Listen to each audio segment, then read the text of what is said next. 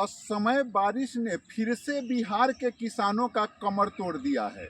बिहार के किसान एक तरफ तो महंगाई का मार झेल रहे थे, इसी में असमय वर्षा होकर के और गेहूं, तोरी, ये तमाम तरह के जो फसल थे वह फसल किसानों का बर्बाद होते हुए दिखाई दे रहा है।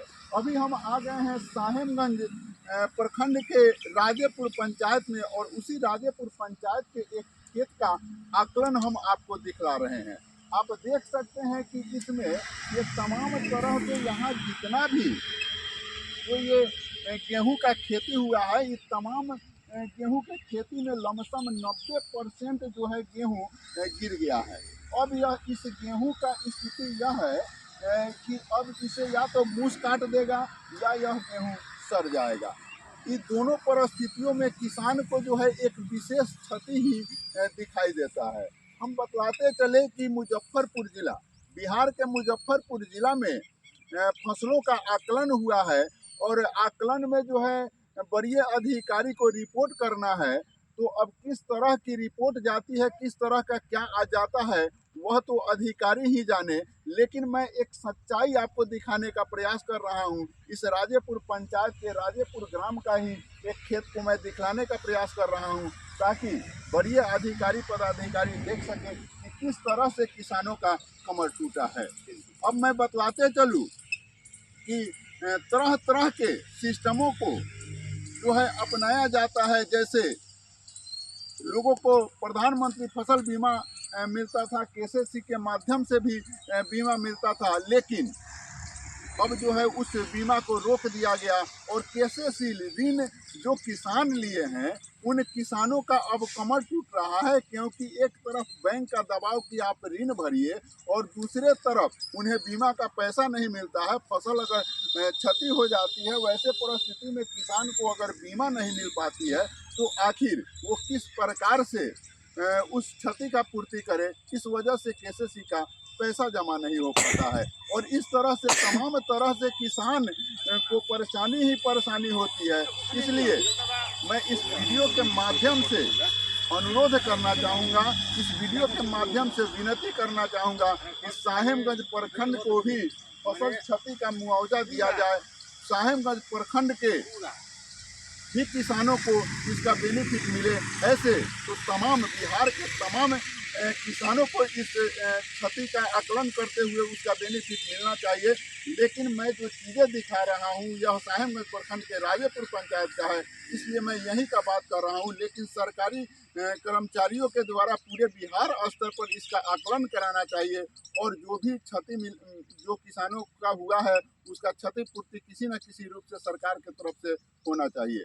मैं इस वीडियो के माध्यम से कृषि पदाधिकारी एवं तमाम वरीय अधिकारियों से निवेदन करना चाहूँगा कि महोदय थोड़ा सा किसानों के दर्द को देखिए।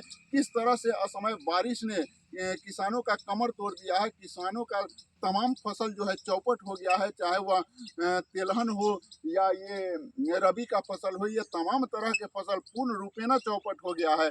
इसलिए मैं इस वीडियो के माध्यम से बार बार विनती करना चाहूँगा कि आखिर इन किसानों को अगर फसल क्षति या कृषि इनपुट जैसे सहायता से सरकार सहायता नहीं कर पाती है, तो वैसे स्थिति में इन किसानों का कमर तो पहले से ही महंगाई से टूटा था और ये उठ खड़ा ही नहीं हो पाएंगे। और एक तरफ केसीसी जैसे लोन ऋण से जो है किसानों को लगातार तबाह किया जा रहा है। इस तरह से हमारे साथ कुछ लोग हैं, इनसे मैं जानना चाहूँगा, भैया ये जो अमकी बार समय बारिश हुआ है इससे कैसा लगता है, कितना क्षति हुआ होगा? बहुत सारा क्षति है।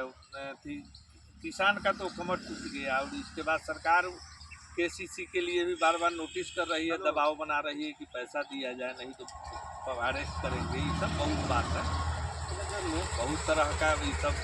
अभी जो असमय बारिश हुई है इससे तो ये बहुत सारा क्षति हुआ है। 90% के आसपास। तो मैं बतलाते चलूँ कि ऐसे तो सरकारी रिपोर्टें जो निकल करके आई है, सरकार जो अधिकारियों के द्वारा जो रिपोर्ट करवा के मंगाई गई है, उसमें मुजफ्फरपुर जिला के आधा दर्जन से ज़्यादा प्रखंडों में ज़्यादा क्षति दिखाया गया है। इसलिए लेकिन अभी जिला में रिपोर्ट इस बात की नहीं हो पाई है। इसलिए मैं तमाम अधिकारियों से निवेदन करना चाहूँगा, विनती करना चाहूँगा इस वीडियो के माध्यम से कि उचित आकलन करते हुए और किसानों को ज़्यादा से ज़्यादा बेनिफिट मिले, इसका प्रबंध करे और फसल क्षति भी मिले। और ये जो बीमा वगैरह है, जैसे मुख्यमंत्री सहायता योजना है या प्रधानमंत्री फसल बीमा योजना है, इन तमाम चीज़ों को जो भी ऑफिशियली प्रॉब्लम है या जो भी प्रॉब्लम है उसको दूर करते हुए उससे किसानों को बेनिफिट मिले, इसका प्रबंध किया जाए। मैं एक और बात बतलाते चलूँ कि किसान जो है लगातार बीमा को छोड़ दिए थे, कारण कि उनके नाम से एलपीसी नहीं बन पाता है, कारण कि बाबा दादा के नाम से ज़मीन है। वैसे परिस्थिति में एलपीसी होना बंद हो गया और किसानों का बीमा भी होना बंद हो गया, कारण कि बीमा में करेंट एलपीसी खोजा जाता है। जिसको करेंट एलपीसी नहीं होता है उसको बीमा का लाभ नहीं मिल पाता है।